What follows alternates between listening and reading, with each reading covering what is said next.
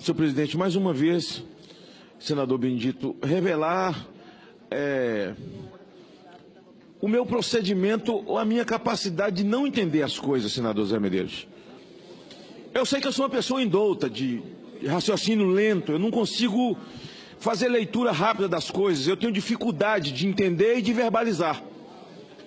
Mas eu pergunto, quem manda na Petrobras é Pedro Parente ou é o presidente Temer? Eu sei que o Senado está sendo visto pelo Planalto, então vou me dirigir ao presidente. Presidente, Pedro Parente, aliás, minha mãe dizia que parente é má semente. Presidente, o Pedro Parente se tornou persona não grata. Quem determina o que chega na ponta, no bico da bomba, é Pedro Parente. Pedro Parente determina os caminhos. Ele lhe dá uma fala, Vossa Excelência vai à televisão e diz, não, equilibramos depois do assalto do PT, a Petrobras, depois do saque, do saqueamento. Agora nós estamos equilibrados. Mas quem desfruta desse equilíbrio? Senhor presidente, Pedro Parente não vai conseguir incutir, senhor presidente, nem Vossa Excelência e nem os seus assessores, na cabeça de milhões de brasileiros que estão nas ruas enfileirados em frente a postos de gasolina e que não conseguem entender como que os nossos vizinhos compram da Petrobras e vendem um litro por R$ 1,10 ou R$ 1,20.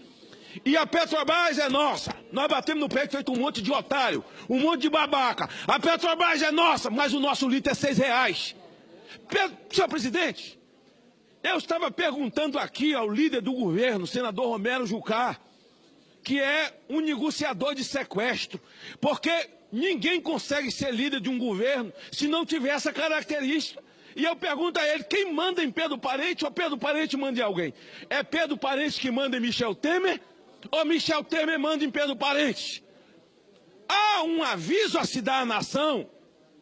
O problema desse país é corrupção, é assalto, é dinheiro roubado, é parar de roubar que pode baixar todas as coisas. É preciso, como se discutiu no Colégio de Líderes, que os governadores sejam chamados para discussão, porque o nosso problema é de carga tributária. O Brasil não tem a maior carga tributária do mundo, é mentira. Na verdade, o poder público é sócio majoritário de quem tem uma empresa. Não é nem carga tributária, ele é o sócio majoritário, ele é o dono. E quem tem a empresa é quem é empregado dele.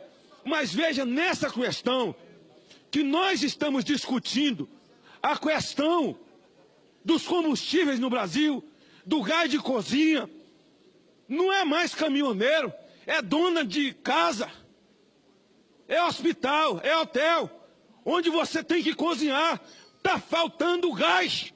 E aí diz, não, mas Pedro Parente não cede. Ei, Pedro Parente é um robô? Ei, Pedro Parente é o quê? É um fantasma? É o que é? Que ninguém alcança esse homem. Quem nomeou Pedro Parente? Quem pariu Pedro Parente? Quem pariu? Quem pariu Pedro Parente? Que embale Pedro Parente. Eu digo ao líder do governo, leve esse comunicado ao presidente da República, de que se ele não chamar Pedro Parente às falas, tem gente infiltrada, politiqueiros no meio desse movimento, tentando tirar proveito dos autônomos independentes caminhoneiros.